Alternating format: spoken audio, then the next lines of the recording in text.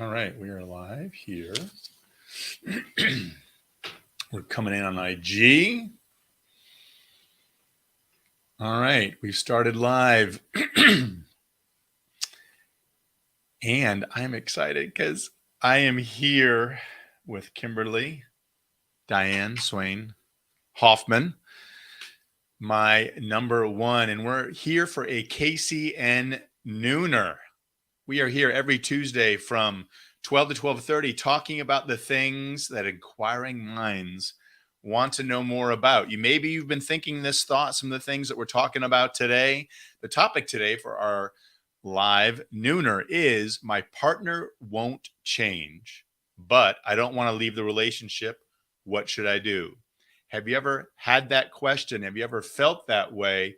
Have you ever wondered those same things yourself? So you know me, hopefully. If you don't, I'm Matthew Hoffman. I'm the CIO, the Chief Inspiration Officer of Kick-Ass Couples Nation, and a relationship coach, author, co-host of the Kick-Ass Couples podcast with a beautiful woman sitting right next to me, who I want to introduce as Kimberly Swain Hoffman. Welcome back, Kim. Thank you for having me again. This is fun. Nice to be back on another KCN Nooner. So we're going to kind of get into this. Why is this relevant, right? I'm in love with this person. Maybe you're in like with this person, trying to determine if you're going to go that next level to an all committed relationship. And I think that it's important to kind of frame this. And here's a quote. I like to start with quotes. It kind of helps frame our discussion. So I'm going to share this with you all today. No one changes unless they want to. Not if you beg them, not if you shame them, not if you use reason, emotion, or even tough love. There's only one thing that makes someone change: their own realization that they need to do it. And that's from Lori Deshane. And what do you think of that quote, Kim? I think it's a great start to this conversation because it rings really true that we cannot change our partner. It really has to come within their own desire and ability to change. Yeah, no doubt. No doubt. And so the question is, are you looking for the potential that might be there in the relationship, or are you satisfied with what's been there all along? And we're going to kind of dive into that question a little bit. Kim, it seems like we all have a picture, right? An inventory of these are the things I want or what I need in a relationship. And that is totally normal for people to think about that in their relationship. Sure. But why do men and women feel the need to change their existing or their would-be partner into an image of what they want to be, instead of allowing them or being just totally happy and at peace with who they are? Yeah, I think that's a great question because I think we all approach that in our relationship at some point during our time together. And, we are all looking at this certain image that we've created in our head about what our relationship should be. I think we kind of get focused on that rather than just allowing our partner to really be and express who they are and loving them right where they are. And so what I think we have to do is turn it back on ourselves and really look at our own EQ, and that is our own emotional intelligence. What are we doing? Where are we? What are our own attitudes, our own behaviors, our own triggers? I think we have to really go to ourselves first before we start putting out on our partner what they should or should not be. And that's a great lead in. Our first key point is, if you're thinking some change needs to occur, why not? Or you really have to look at yourself first. And as Kim was saying, accountability usually lies within yourself. And so many people look at their partner and say, they've got to change to meet my expectation. But I think you really, in order to be personally accountable in the relationship that you're in, you've got to say, what's my role in this? How am I contributing? What is it that I am doing or not doing that is causing strife or grief or frustration or arguing or conflict in the relationship? Because I think, Kim said it true. And we even kind of said that in the opening quote a little bit. You are the only one that can change you. It is not up to your partner to change you or to force you or to cajole you or convince you that you've got to do something. And I think a lot of the strife in my and Kim's relationship early on, we each felt justified or responsible for making the other one conform to what we wanted and needed. Yeah. I think it's really important to have conversations, really open, vulnerable conversations about what you need and asking the question, am I fulfilling your needs in this relationship? What's going on here? Am I meeting your love languages and your needs? I think those are really important questions that we can ask each other. No doubt. And they're not static, guys. Everybody, Kick Ass Couples Nation, those things don't stay the same. Her needs change over time. It's based on circumstance, where she is in life stage. We have one child left in the home versus three. And before we had kids, that was something different. Her circumstances change. My circumstances change. We've got new jobs, new family dynamics that are going on. So those needs change over time. So you can't be afraid to ask the question, how well am I fulfilling your needs in the relationship? As Kim said, how can I improve on doing that? And then it's fair that if you ask and answer that from your partner, that they do the same for you, because it gives you the opportunity to say, gosh, maybe I'm not feeling so fulfilled. If you want to leave the relationship because they're not changing, it's an indicator that they're not giving or fulfilling the needs that you need at that point. And I think, the question is, compromise, right? What are you willing to give up in yourself to make this work? Are you going to be happy that you did it in the long run? Are you sacrificing something that's really integral to who you are because your partner's saying, you got to do this for me, but you're not going to be able to live with yourself? Or are you willing to give some compromise, have a little bit of that give and take in order to really reach that balance or that equanimity in the relationship? Yeah, you have to talk about boundaries, and again, what you're willing to compromise. I mean, there are some things that we can let go and just say, that's who they are. I love them right where they are. And I even think that can become very, whatever that little quirk might be, you could just laugh it off and be like, okay, that's just them, and I accept that, and I love them for that, right? But there are some hard lines, also some areas where we're not willing to compromise. And that's why I want to take it back to, if you're just beginning a relationship right now, really do your homework, really spend time with that person, asking them those questions, really diving in and getting to know who they are. Because if there are little red flags in the beginning, those flags are just going to become, I think, bigger red flags later and really can impact the relationship. No doubt. And I did a post about this long ago. Some of you may have seen it.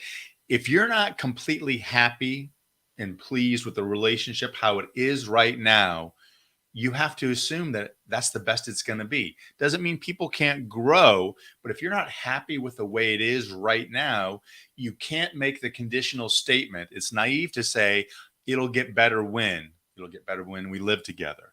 It'll get better when we tie the knot. It'll get better when we have kids. It'll get better when we're making more money, right?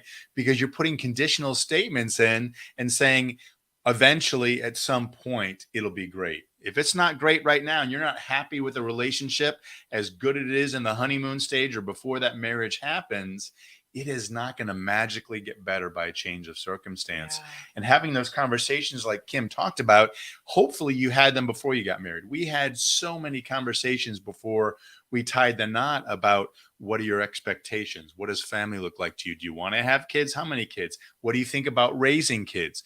Religion and faith. All those questions. We had so many conversations. Kim had been in a relationship before me, a short marriage. I'd been in some relationships and they just weren't what I wanted them to be. And so we were pretty crystal clear. We got married when we were 28 about what we're going to accept and not accept, and also understanding a little bit of the history that got us to where we were today. And that kind of leads Kim about fundamentals in the relationship. If you're posing the question saying, my partner's not going to change, but I don't want to leave, the next place I want to go with everybody who's had those thoughts or maybe feeling that right now, what are the fundamentals like in the relationship? Yeah. because What does the commitment look like? How do you communicate with each other? How do you resolve conflict with each other? Those are all basic things that are really important to understand when you're in a relationship. let's talk about commitment a little bit, Kim, because that we believe firmly it's one of our 14 pillars, and we think that's the cornerstone of every successful relationship. If you don't have commitment, it doesn't really matter how great the sex is, doesn't matter how much you're attracted to them, doesn't matter how much fun you have together or how much they get you. If the commitment isn't there, it's really a non-starter. So let's talk about commitment. You've heard the expression, Kim, faithful in the little things and faithful in the big things. How, I think that's huge, because when you're determining whether you want to be with somebody for the long haul, how they respond on the little things. Yeah, how they show up for you over the very smallest of things is really going to be an indicator as to what's going to happen for you with the big things. And, if I'm making a bid for your attention and you emotionally pick up on that cue, right? You're showing your commitment to me. You're showing that you're emotionally connected to me. And that's going to make me feel safe and heard and seen. And so I believe that that's how you build those fundamental commitment Yeah. steps with each other. It's a collection of the little things. When someone's saying, how do I know if this person is right for me? One of my favorite kind of indicators is, how do they treat everybody else? How do they treat That's the right. person in the cashier at the grocery store? How do they treat the person in the fast food drive-through lane? How do they treat their coworkers, their siblings, their parents? When you see how somebody is committed to other, are they faithful to a workout routine? Are they Yeah. able to uphold the commitment to eat well? Or is they say they want to do it and they just don't follow through? All those little things are great indicators. Now, Kim, what about communication? Like, when we're looking at the fundamental of communication and relationship, what does good communication look like? What are some of the signs that should be there, and why is it important as an indicator on the strength of a If I'm relationship? trying to connect with you, the first thing I'm going to hope is that you're going to put down whatever you're working on. It could be you're, at your computer screen, or you have your phone in your hand, but you're going to put that down and you're going to focus on me and what I might be trying to ask you about or communicate with you with. So really giving me your undivided attention, Mm-hmm. and also being open and vulnerable and honest, and really just giving of yourself and your time to that other person. Right. Okay. So what I heard Kim saying is undivided attention. Another key thing in communication, right, is, are you connecting with your partner, communicating on a regular basis? If you're out of touch with them, if there aren't daily multiple touch points, it might be a text, could be a phone call, just sitting with each other before or after work, having coffee together, but making sure that communication is a ritual in your relationship. That's maybe another And are warning you sign. flirting in that communication, right? I love it when you flirt I in know your you do. communication with me. I know. And I try to flirt back too, because it keeps kind of that, that connectivity, that emotion, right? It helps on the intimacy to make sure that some of the communication 100%. is flirty and recognizing the things I love and care about in her. Sure. What else? What about conflict? If you have a lot of unanswered conflict or frequent disagreements, how does conflict I know come up? that's a tough one, but I think it's really important that we use it as an opportunity to understand our partner. What is the real root of this? What is triggering this conflict? What's really going on within my partner that's causing us to have this friction? Right. And so I think really using it as an opportunity to understand each other. And some conflicts are not going to be resolvable, right? We talk about that as well, and just being able to accept that within the relationship. 2/3 of every relationship issue is perpetual, meaning you're never going to solve it. So what should you be doing? You should be having conversations that lead to understanding. Conflict, as Kim said, is an invitation to connection. It's saying, hey, we have an opportunity to get better understanding, to connect, and maybe learn from one another right now. So it's not a bad thing. Every relationship has misunderstandings and has some conflict. But if your relationship is riddled with arguing and conflict and you're breaking each other down, that Mhm. is another indication that it might not be a healthy relationship and one that you want to stay in. Yes, criticism, defensiveness, all of those ugly things rear their ugly heads and really can get in the way of having a great intimate relationship. So we have to keep those things at bay, and we have to see them when they're sneaking up on us and really just calm down and begin to ask questions that are really going to make our partner open up and talk to us and tell us the real true feelings of what's going on. Right. And can we've talked kind of about you're looking at the fundamentals in the relationship, maybe a health check. We have 11 other pillars. Think which one of those other 11, if someone's considering like, do I want to, my partner's not changing, but I don't want to leave the relationship. What's another pillar that is a good gut check or health check to say, how are we doing on this to think about the health of the relationship? What are some normal things that should be happening on any of those other 11 pillars that we have? When you think about, we talked about the 3 C's, right? Commitment, communication, and conflict resolution. But like one of the things is, fun and humor is our 14th pillar. Yeah, And are you having fun? And is there humor? Can you laugh at yourself? And can you laugh at each other? sure. Is it light? And I think you have to, is there adventure? Are you making your relationship adventurous? Are you doing new activities together? Right. I think that all fun falls kind of under fun and humor, but we have to make sure that we're inviting that into our relationship and so that we can play together. Right. No doubt. You got to have that fun. So that kind of leads into our third key point, Kim, I'd love to talk about.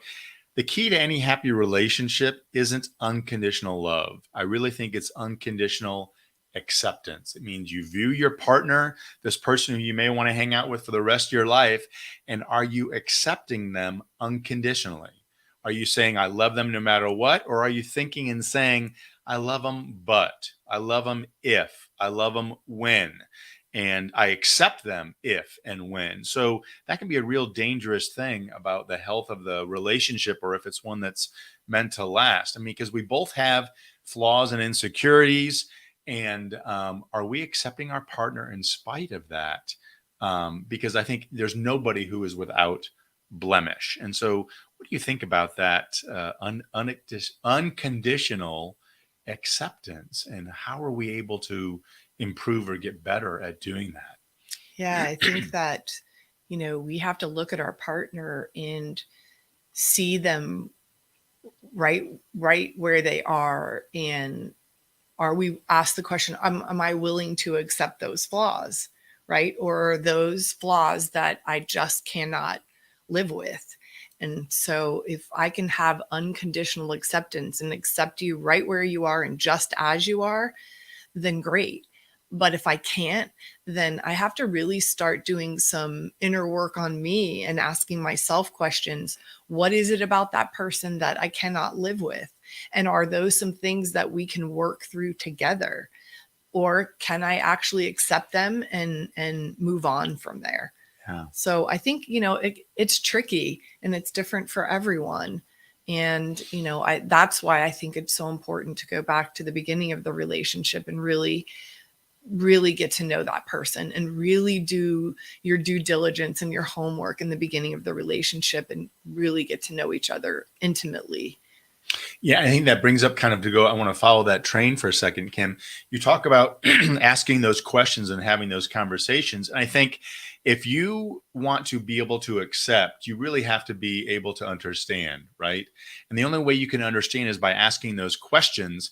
And it's really important that no matter where you are in your relationship, if you're thinking about being serious, if you're already married or you've been married a long time, if you haven't had the conversations about what love looked like for them in their family of origin, how did their parents express it? How did they receive it? And how do they ideally need and want to receive it, or definitely don't want to, based on that history? The family of origin question is huge. And I think so many couples don't They go miss it. there and get that Mhm. understanding. Yeah, because we are all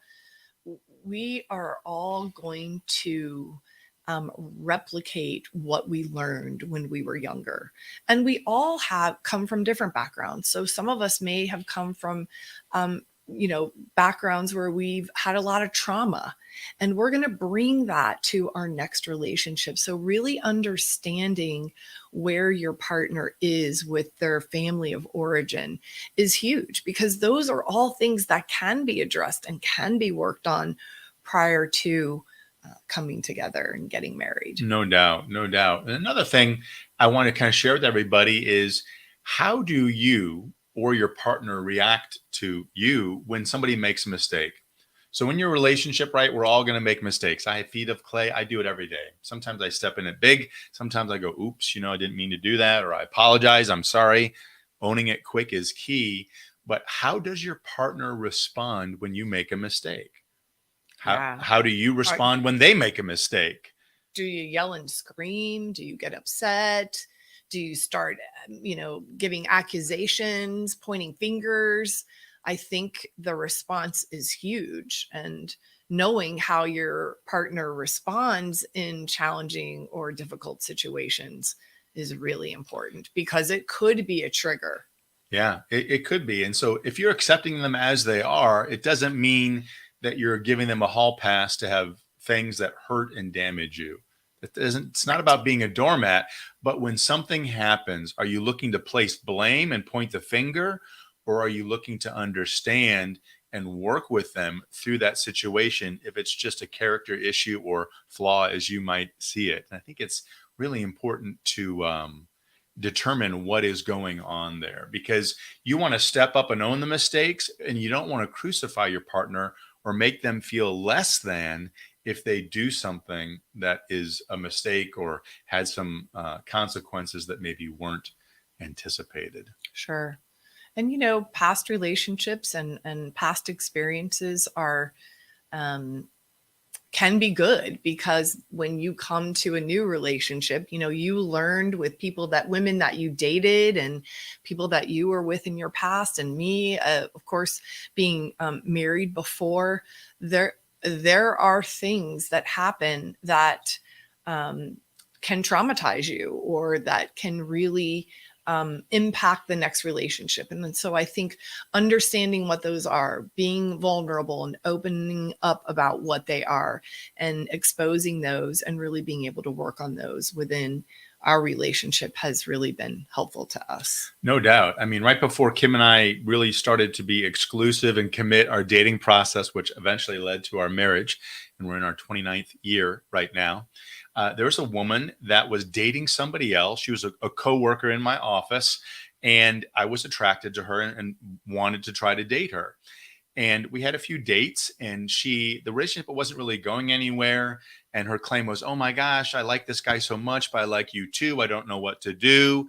And, to me as a guy, I heard that as a competition, and, game on, and I'm going to win, right? She's going to pick me over him.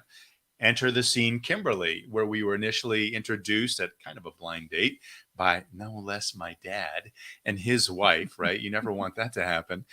But it did. And I was still at that time in that mode of, hey, I was competing for this person's attention and affection. And I thought it had a chance. And I learned over the next couple of months that it didn't, that I was being jerked around, and she was playing with my emotions. And I said, I don't want to be in a relationship with somebody. Okay.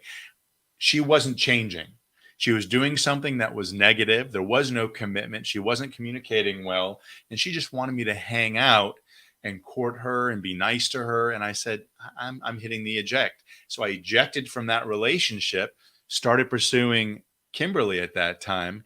And we finally got together and got on the same page and started a great dating romance. So if I had not been willing to hit eject from that relationship, because that person, they weren't even my partner, they were a wannabe in my book, but they weren't willing or capable of giving me what I needed, and I didn't waste any more time, and I got out of there. And so, Kim, I don't know what, if you any stories or relationship learning that you've had from your past relationships, but they all kind of inform us and make us who we are, and that brought us together today and allowed us to have the relationship that we have. Yeah, I think on the whole, it just gave me a better idea after that relationship was over, to really do some soul searching about what I need, what's important to me, what am I looking for in the next person? What are some non-negotiables? And I didn't probably answer a lot of those questions within my first relationship. I should have dug a little deeper, gotten to know that person a little bit more, and not just accepted things or thinking that I could change that person, because I did. And so I've learned that you can't, and learn to have those conversations up front and early on, and really know what I need and not settle for less. Yeah. Right.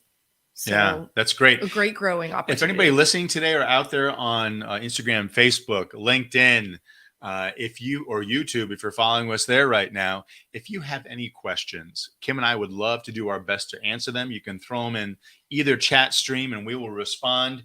Or if you're watching this later, if you're watching the recorded version of this, I would encourage you to DM us, ask a question, or you can also reach out to us at info@kickasscouplesnation.com, and we will get back to you.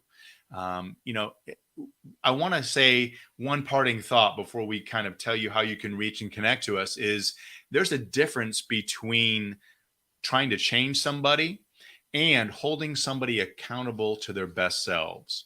Kim and I hold each other accountable all the time. If I feel she's taking it easy or doing what she likes to do instead of what she needs to do, I'm going to tell her, you're not carrying the mantle. You could do better, because I know you and I know you can, and I'm here to support you do it. That's a lot different than, I don't like who you are, I don't like what you are or where you are, and if you're going to hang with me, you're going to have to get better in these ways to suit me. Very different. So accountability is different than, I want to change you into something else. So to get back to that original question, my partner won't change, but I don't want to leave the relationship. What should I do? The question is, if you're happy with the relationship just as it is, and you don't mind them not changing, and you're going to get rewarded and poured into and loved, you can hang out and stay there. So we had a question come in. So Holly says, such great advice, Kim. I love what you said about not accepting what you get. Think about what you need, and then figure out if the relationship is actually giving you that. Great comment and a lot of insight. And I think Kim responded and said that well. So if you're listening to us or live, or if you're watching the video replay of this, if you are feeling this way, that you're in a relationship and you're not sure what to do and it's not going the way you'd like it, we'd love to hear from you. Go to MatthewPHoffman.com and you can sign up for a free relationship assessment call. You'll get to set an appointment with me. I will talk to you and help you work through what you can do to get to your own relationship nirvana. And I'd love to talk to you. So go to Matthew P. Hoffman, check that out. If you want to hear more from Kim and I, we have the Kick-Ass Couples podcast, and we interview some incredible masters of relationships, do special topics. We just celebrated our 100th episode, so we've been doing it a little while. We're taking off the training wheels and starting to ride a little faster and have some fun. A lot of fun. So please come check us out there. And you can obviously follow us on any of the platforms: Facebook, LinkedIn, Instagram, YouTube. All of our video content is up there on YouTube or on the website. So thanks for listening in, everybody. And remember that happily ever after does not just happen. It's on purpose. We'll see you guys soon. Thanks for joining us today.